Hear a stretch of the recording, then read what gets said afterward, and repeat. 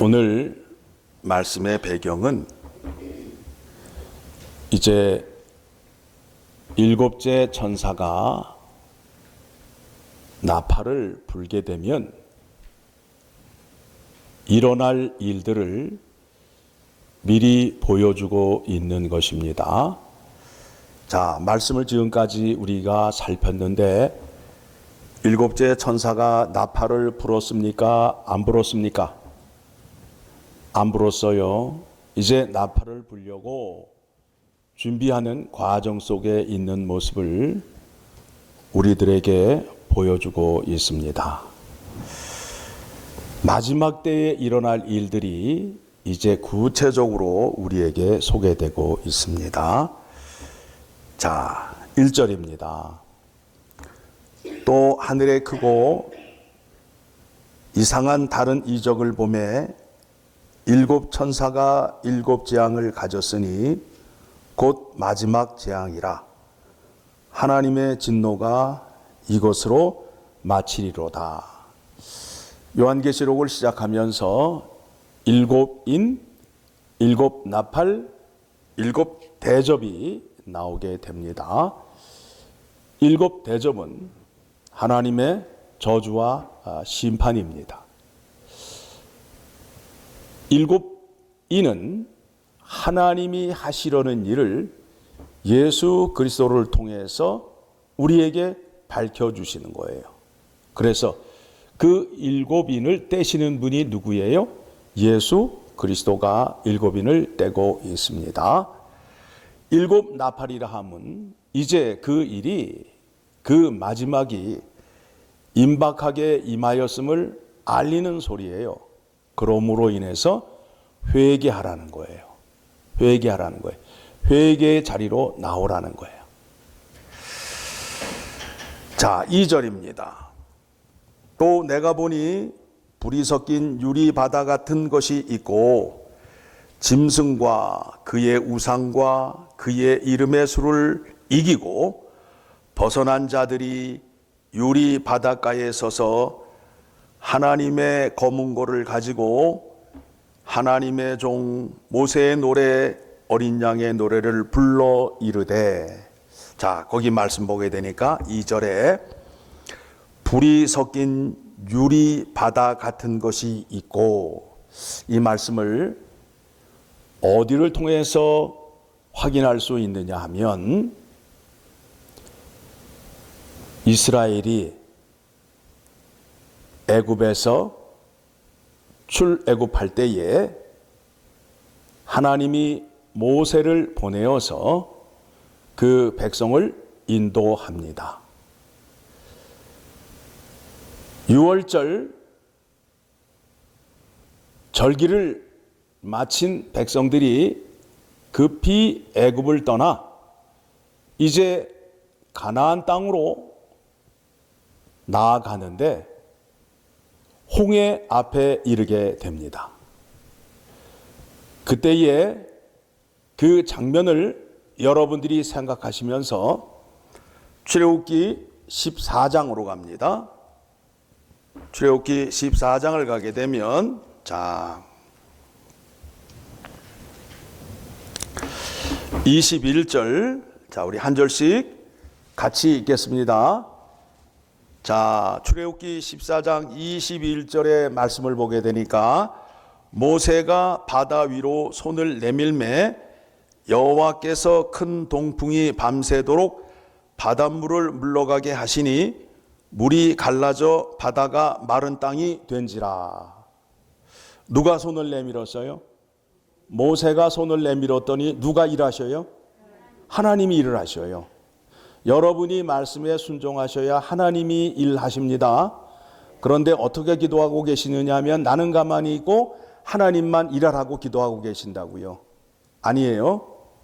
이 빈자리를 채워주세요가 아니라 내가 빈자리를 채우러 나가겠사오니 하나님께서 함께하여 주셔서 능력을 나타내 주시옵소서. 이렇게 기도하셔야 맞는 거예요. 안 되잖아요. 앉아서 기도만 하니까. 자, 그랬더니 22절 시작. 이스라엘 자손이 바다 가운데를 육지로 건너가고 물은 그들의 좌우에 벽이 되니. 그러니까 양쪽으로는 물이 벽이 되고 마른 땅을 이스라엘 백성들이 건너가고 있습니다. 자, 23절. 애굽 사람들과 바로의 말들, 병거들과 그 마병들이 다 그들의 뒤를 추격하여 바다 가운데로 들어오는지라. 쫓아오고 있어요. 누가? 애굽 군대가. 24절 시작. 새벽에 여호와께서 불과 구름 기둥 가운데에서 애굽 군대를 보시고 애굽 군대를 어지럽게 하시며. 하나님은 숨어서 일을 하셔요. 불기둥과 구름 기둥 뒤에서 숨어 보시면서 지금 이스라엘 백성들이 위험한 상황에 처한 것을 누가 보셨다고요? 하나님이 보셨어요. 자, 25절. 그들의 병거 바퀴를 벗겨서 달리기가 어렵게 하시니 애굽 사람들이 이르되 이스라엘 앞에서 우리가 도망하자. 여호와가 그들을 위하여 싸워 애굽 사람들을 치는도다. 지금 누가 싸우고 계시다고요? 여호와 하나님께서 애굽 군대와 싸우고 있습니다. 26절 같이 읽습니다. 여호와께서 모세에게 이르시되 내 손을 바다 위로 내밀어 물이 애굽 사람들과 그들의 병거들과 마병들 위에 다시 흐르게 하라 하시니. 이제 이스라엘 백성들이 다 건너왔어요. 그래서 이제 여호와 하나님께서 모세에게 다시 손을 내밀어. 그러니까 손을 내미니까 홍해물이 이제 어떻게 됐어요? 갈라졌던 물이 다시 합쳐지게 되었단 말이에요. 그 상황을 보시게 되면 이제 물속에는 누가 있어요? 애국 군대가 있는 거예요. 애국 군대가 이제 물에 잠겨 죽게 되는 장면을 이제 보셔야 됩니다. 자, 27절 같이 읽습니다. 모세가 곧 손을 바다 위로 내밀매 새벽이 되어 바다의 힘이 회복된지라. 애굽 사람들이 물을 거슬러 도망하나 여호와께서 애굽 사람들을 바다 가운데 덮으시니. 28절 물이 다시 흘러 병거들과 기병들을 덮되 그들의 뒤를 따라 바다에 들어간 바로의 군대를 다 덮으니 하나도 남지 아니하였더라. 29절 그러나 이스라엘 자손은 바다 가운데를 육지로 행하였고 물이 좌우의 벽이 되었더라. 그날에 여호와께서 이같이 이스라엘을 애굽 사람의 손에서 구하심에 이스라엘이 바닷가에서 애굽 사람들이 죽어 있는 것을 보았더라. 지금 그 장면을 누가 보았어요? 애굽 군대가 홍해 바닷물에 잠겨 있는 것을, 그들이 죽어 있는 것을 누가 보았어요? 이스라엘 백성들이 본 거예요. 그렇죠? 자, 그 기억하시고 32절 마저 읽겠습니다. 이스라엘이 여호와께 애굽 사람들에게 행하신 그 큰 능력을 보았으므로 백성이 여호와를 경외하며 여호와와 그의 종 모세를 믿었더라.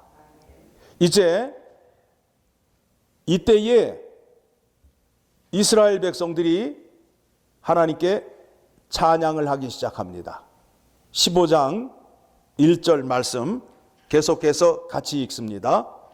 이때에 모세와 이스라엘 자손이 이 노래로 여호와께 노래하니 일러스되 내가 여호와를 찬송하리니 그는 높고 영화로우시며 말과 근 탄 자를 바다에 던지셨음이로다.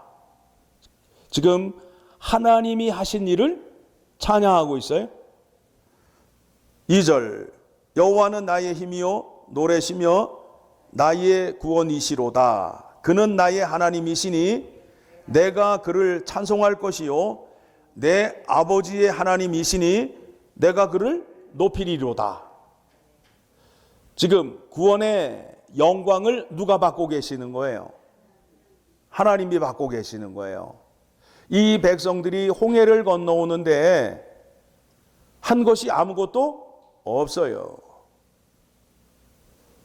하나님께서 택한 모세가 손을 내밀자 바닷물이 갈라지고 다 건너와서 여호와의 명령을 따라 바다 위에 손을 내미니까 다시 바다가 합쳐지는 일을 누가 다 하셨다고요?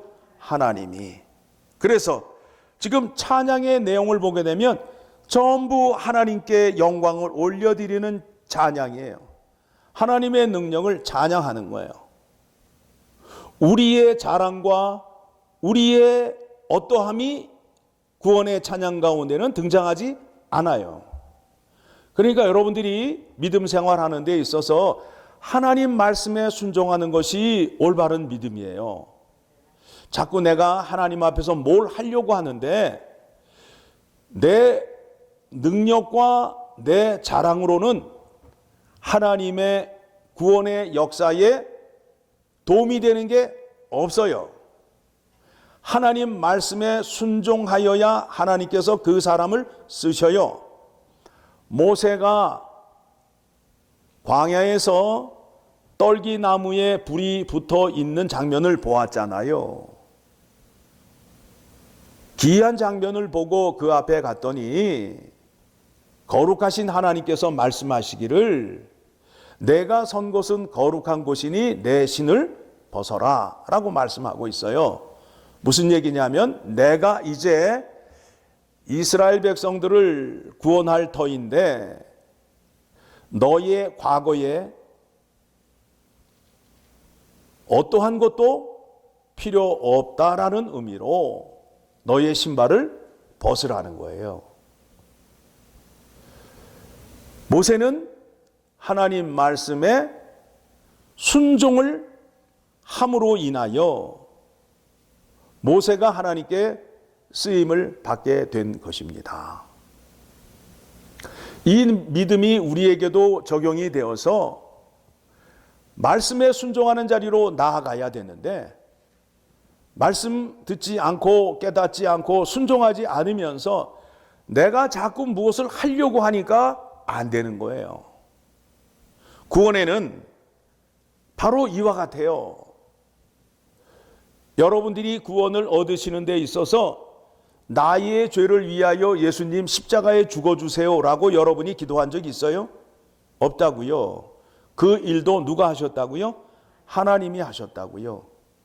하나님이 하시고 그 은혜를 우리에게 주심으로 인하여 우리가 죄사함을 받고 거룩한 백성이 된 것입니다. 우리는 한 게 없어요. 이제 구원받은 백성이 거룩하신 하나님 앞에 나아가기 위해서 거룩함을 연습해야 돼요. 거룩함을 배워야 돼요. 그 거룩함을 배우고 연습하는 곳이 어디냐면 교회라고요. 그 말씀을 따라 사는 것을 깨달아야 하고 그 말씀대로 사는 것을 교회 안에서 믿음의 성도들과 연습을 한 다음에 그런 다음에 세상에 나아가 거룩한 자로서의 삶을 살아야 한다라는 겁니다. 이것이 하나님이 정하신 믿음의 방식이에요. 자꾸 내가 무엇을 하고 내 생각으로 하나님께 칭찬을 받아야지 구원에 그런 거 없어요. 잘 깨달으셔야 됩니다. 자, 그래서 3절 계속해서 찬양이 이어집니다. 여호와는 용사시니 여호와는 그의 이름이시로다. 그가 바로의 병거와 그의 군대를 바다에 던지시니 최고의 지휘관들이 홍해에 잠겼고, 이스라엘의 애굽의 군대 장관, 애굽의 지휘관이 되기 위해서는 정말 무술이 뛰어나고 지략이 뛰어난 자들로 되어 있잖아요. 그들이 하나님 앞에서 꼼짝 못하는 거예요. 바닷물에 잠겨서 죽었던 것을 알 수 있잖아요. 5절 같이 읽습니다. 깊은 물이 그들을 덮으니 그들이 돌처럼 깊음 속에 가라앉았도다. 계속 같이 읽습니다. 여호와여 주의 오른손이 권능으로 영광을 나타내시나이다. 여호와여 주의 오른손이 원수를 부수시니이다. 누가 원수를 부셨다고요? 여호와께서.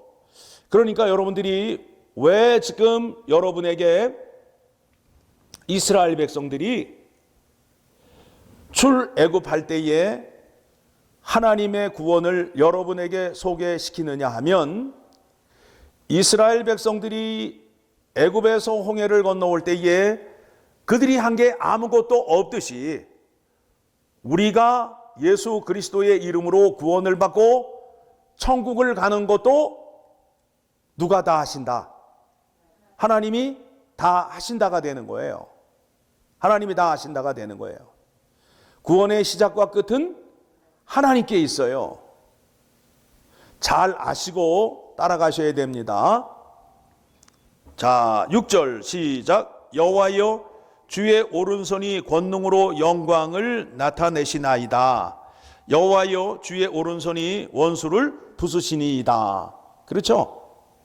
하나님께서 이스라엘 백성들을 구원하시는데 그 권능을 오른손에 나타나셨대요. 오른손에, 왼손이 아니라 온 힘을 다하여 정성을 다하여 정확하게 이 백성을 구원하셨다라는 그런 뜻으로 해석을 하셔야 됩니다.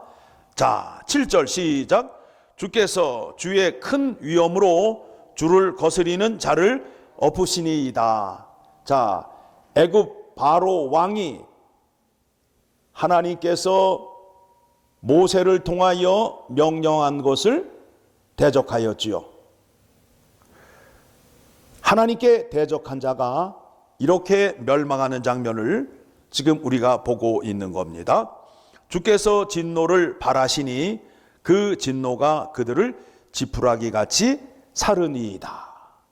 지푸라기가 불에 타는데 얼마나 걸려요? 잠깐이면 타잖아요. 자, 8절 시작. 주의 콧김이 물이 쌓이되 파도가 언덕같이 일어서고 큰 물이 바다 가운데 엉기니이다. 지금 바다를 건너올 때에 지금 바람이 불었는데 그 바람을 하나님의 콧김으로 표현을 하고 있어요. 9절. 원수가 말하기를 내가 뒤쫓아 따라잡아 탈취물을 나누리라. 내가 그들로 말미암아 내 욕망을 채우리라. 내가 내 칼을 빼리니 내 손이 그들을 멸하리라 하였으나 그들이 외쳤지만 이루어지지 않았다는 거예요. 10절. 주께서 바람을 일으키심에 바다가 그들을 덮으니 그들이 거센 물에 납같이 잠겼나이다. 계속해서 지금 하나님의 능력, 하나님의 권능을 찬양하고 있죠. 11절 시작. 여호와여 신중에 주와 같은 자가 누구니이까? 주와 같이 거룩함으로 영광스러우며 찬송할 만한 위엄이 있으며 기이한 일을 행하는 자가 누구니이까?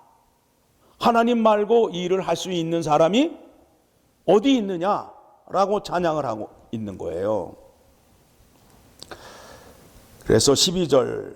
주께서 오른손을 드신즉 땅이 그들을 삼켰나이다. 예, 주께서 오른손을 드시니까 땅들이 주의 오른손을 보고 그들을 삼켰다라고 말하고 있어요. 13절 시작. 주의 인자하심으로 주께서 구속하신 백성을 인도하시되 주의 힘으로 그들을 주의 거룩한 처소에 들어가게 하시나이다.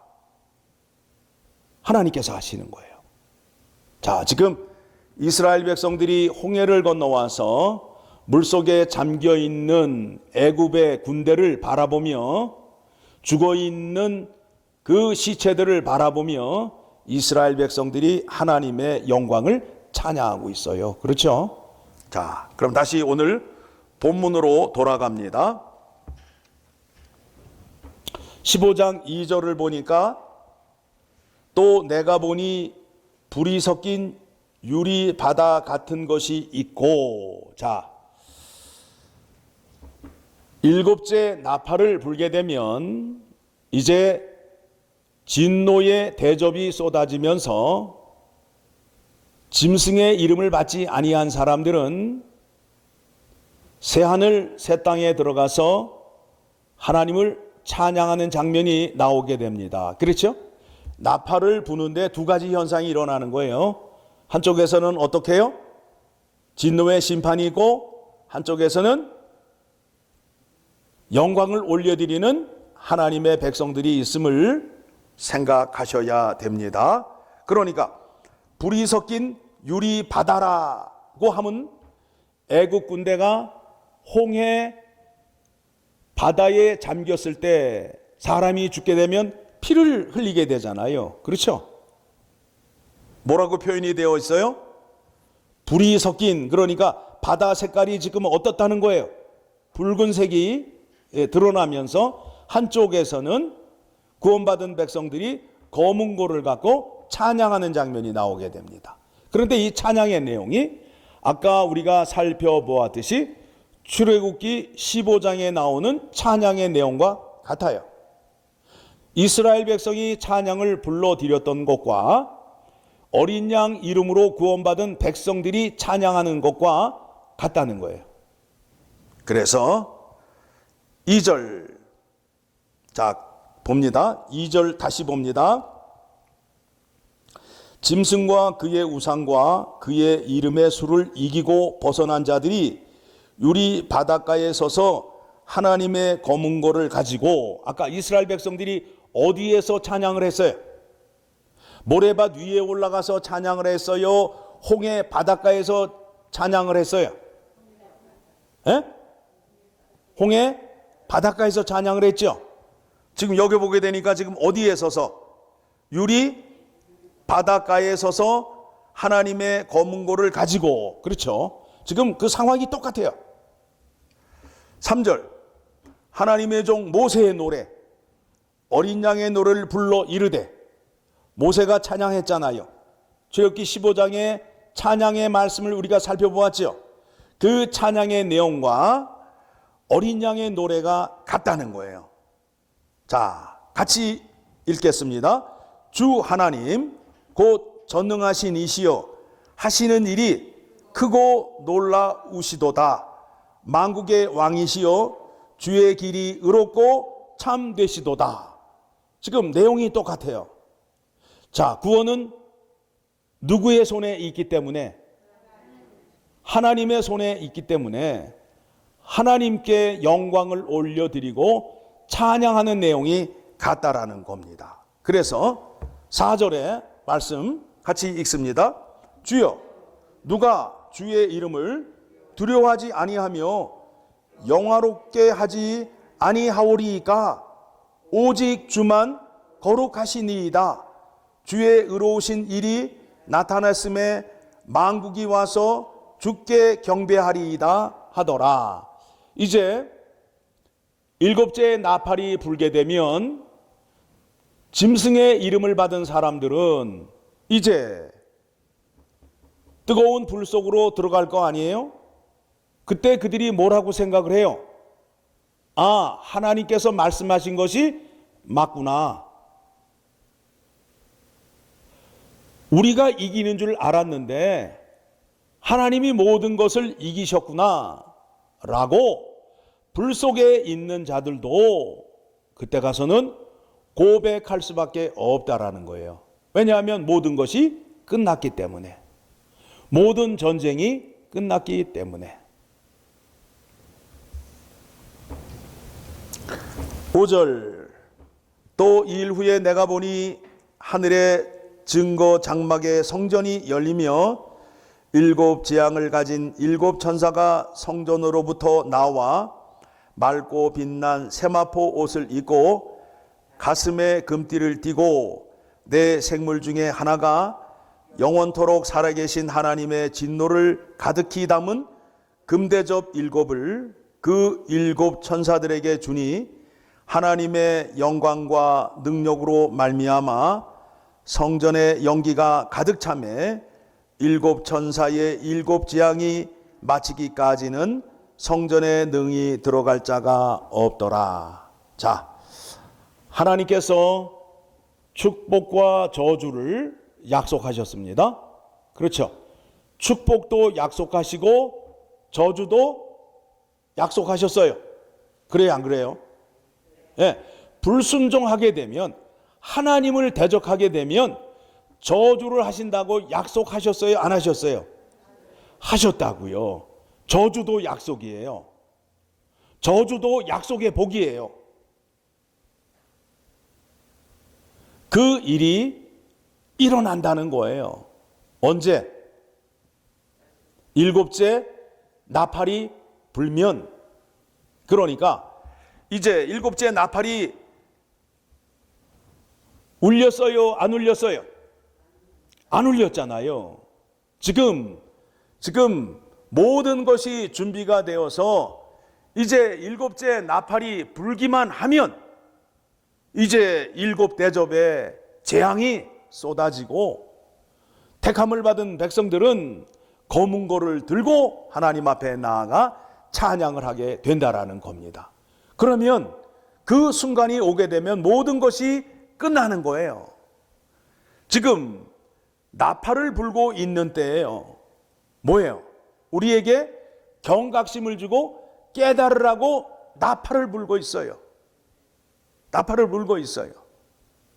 교회가 강단에 서서 외쳐야 할 말이 무엇이냐 하면 다시 오실 예수 그리스도가 있음을 외치고, 예수 그리스도의 이름으로 구원받지 못한 자들은 일곱 대접의 재앙을 받을 수밖에 없음을 선포함으로 인하여 이들이 어떻게 될까요?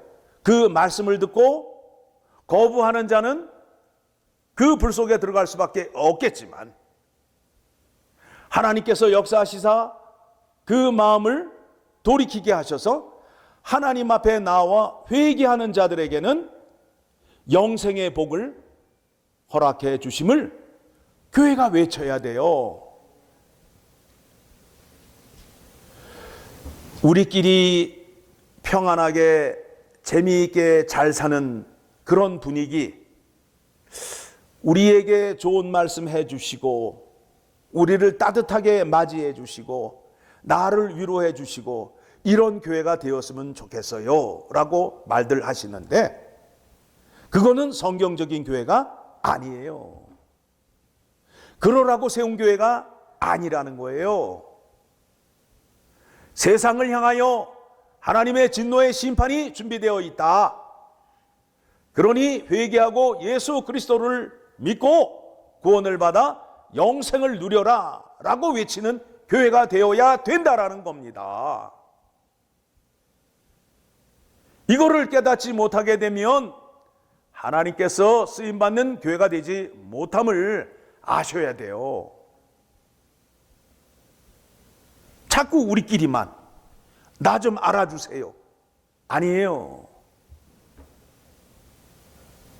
여러분이 하나님께 택함을 받으셨으면 교회에서 머무르는 게 아니라 세상으로 나아가서 하나님의 진노의 심판을 외치시고 구원이 엘파소 열린문 장로교회 강단에서 전해지는 말씀을 통하여 이루어질 수 있음을 세상 사람들에게 알리는 일을 하셔야 된다고요. 그 일을 하셔야 돼요. 그래야 하나님께 인정받는 교회가 되고 하나님께 쓰임받는 신자가 됨을 꼭 아셨으면 좋겠습니다. 요한계시록의 말씀을 들으시면서도 하나님이 무슨 일을 하고 계시고 어떤 일을 계획하고 계신지를 모른다면 이거는 심각한 거예요. 이제 일곱째 천사가 모든 것을 준비하고 있는 거예요. 이제 일곱째 나팔을 불기만 하면 예수 그리스도께서 다시 오시는 재림의 날이 되는 거예요. 그러면 구원받은 자들은 하나님의 영광 가운데 하나님 앞에서 영생을 누리며 살 수 있는 복을 받고 예수 그리스도의 이름을 영접하지 못한 자들은 약속대로 진노의 7대접의 심판을 받아야 함을 여러분들이 아시고 내 주변에 계신 분들에게 구원의 은혜를 소개하고 구원을 받도록 기도하시고 몸부림치셔야 돼요.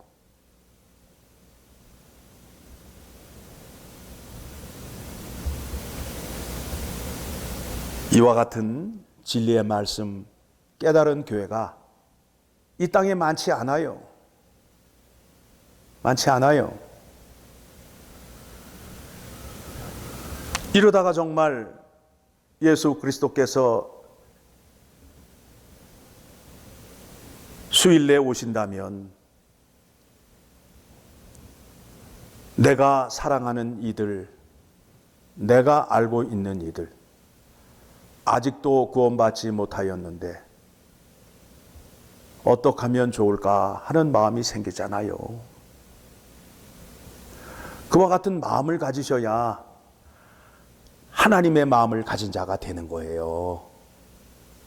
하나님이 나를 구원하시기 위하여 누구를 보내셨다고요?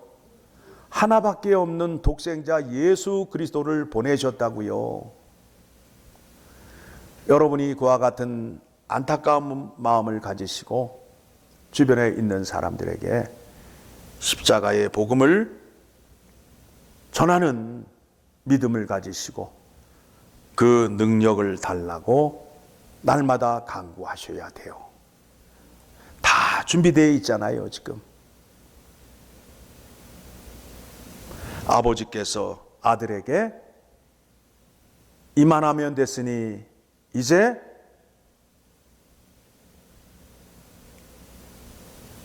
다시 내려가라 라고 말씀하게 되면 이 모든 것이 이제 다 끝나고